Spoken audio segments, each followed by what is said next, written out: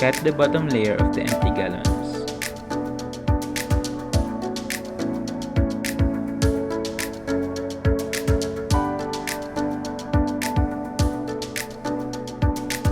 Now create a cover for the container.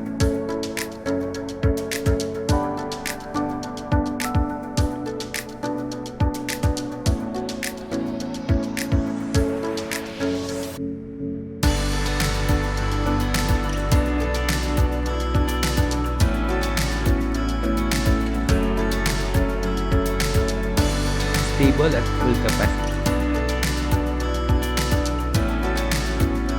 Thank you for watching.